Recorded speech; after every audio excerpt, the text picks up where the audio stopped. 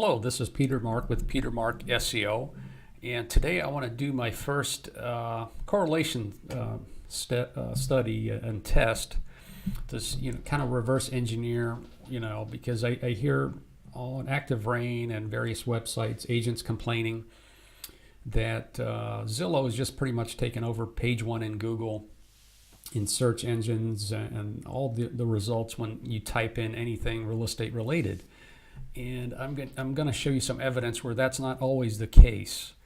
And what we're going to do is just dive in. I'll give you some tips as to what you can do to improve your website and what keywords you actually need to target for.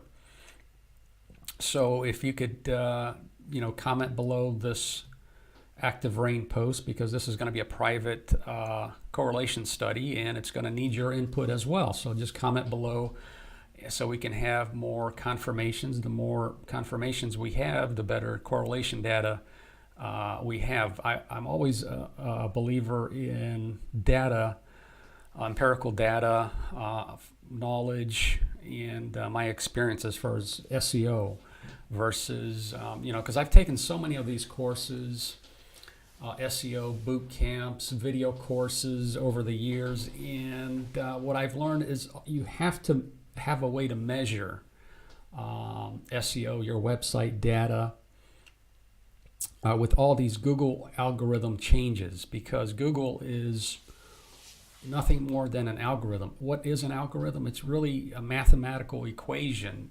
Google has all these PhDs and engineers on their staff, and that page one result, even though sometimes it is a manual pick, but it's all about the user intent, that user experience of why a certain landing page or website is on page one for a certain result query. And it all depends also on your device, your location, and so forth. But if you have some data, kind of like you're trying to lose weight, you have a scale, you have a way to measure.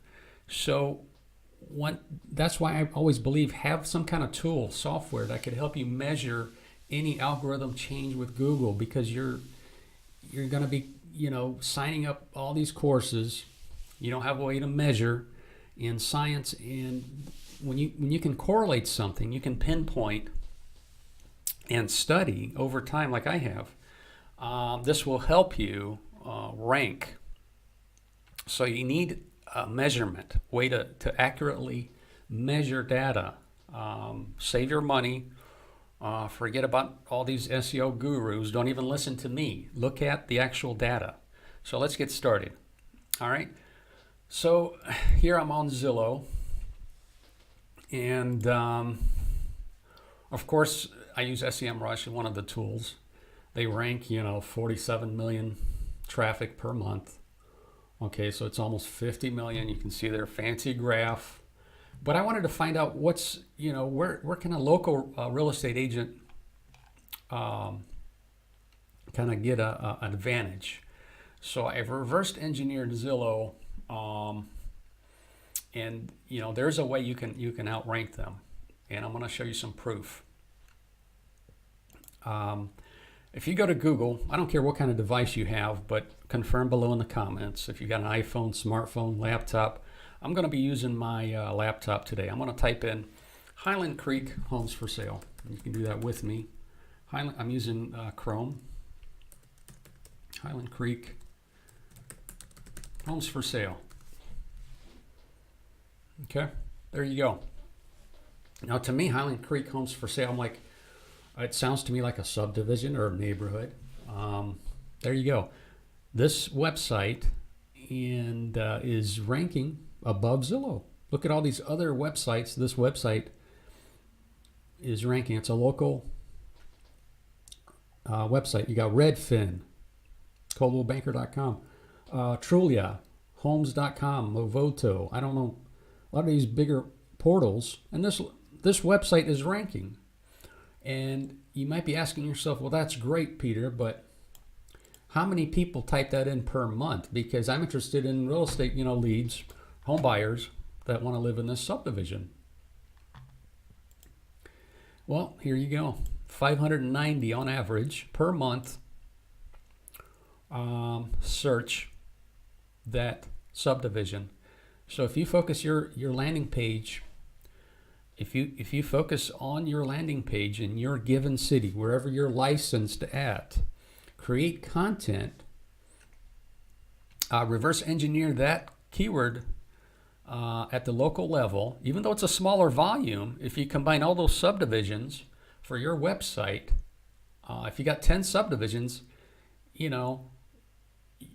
10 times 590, that's a lot of local traffic. I don't know about you, but if I were licensed again, I would rather have local leads versus web leads any day, because a home buyer that's pinpointed their search from Zillow, have maybe driven around a subdivision, their third time around, they've pinpointed a couple subdivisions, or at least one in that school district. So this is going to be their search because they're busy. They're going back to Google on their home after work, and they're plugging in that neighborhood. And whoever comes up on page 1 in Google for that keyword is that buyer lead. So let's inspect further. Let's go further and just follow along here, and you can confirm below in the comments of this Active Rain blog post. And this is private video. I'm not picking on anybody. I just want to give you guys some tips. I'm not affiliated with anybody here. But let's check out this landing page. Let's see what it's all about. Inspect it a little further. So I'm going to click on it. Okay, it loads pretty quick. I'm on a laptop. I'm using Chrome, and this is like an MLS feed, because I know there's no way this agent has this many listings. I mean, 54 listings.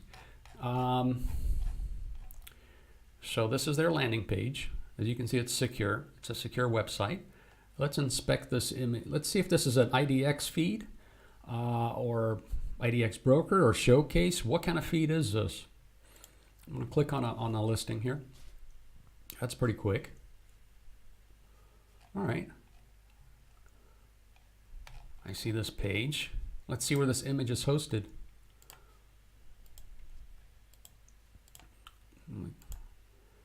Click on another one.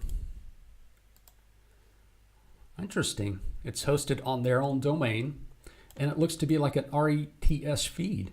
So this is not an IDX feed like with Showcase or IDX Broker. Interesting. So we have one study here for outranking Zillow in Google. And this is from my confirmation. I checked on my iPhone, logged in, but please verify on your end and confirm below.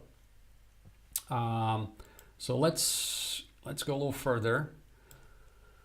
Go back to Google here, main page. When I was licensed, I moved from Chicago to Charleston, and I remember I wanted to have my own domain. I was working with a broker at the time, and I said, I want my own website. So I bought my own domain, and it was in Charleston. So I figured I'd get, I think I had like charlestonscrealestate.net. And I tried so hard to get on page 1 in Google for that keyword query, which was Charleston SC Real Estate search. On your end, you might see some ads. But what happened in that story was I did rank for page 1 in Google for like one day. Then Google booted me down because of, I think my server was too slow, and I had backlinks, or a lot of, I forget what it was, but this was back in like 2001, I think. And so here we go. So what I want to do is, so Charleston SC Real Estate, this is a bigger query. Let's see how many searches per month this is. This is about 8,100. Okay. And I'm going to pick on a random site here. So 8,100 searches per month organically. Let's see where we're at. So this is page 1. Let me go to page 2. Okay. Let me pick this domain right here because they're at the bottom of page 2, and they're maybe wondering why they're on page 2. Well, right off the bat, I can tell you it's not secure. The website is not secure.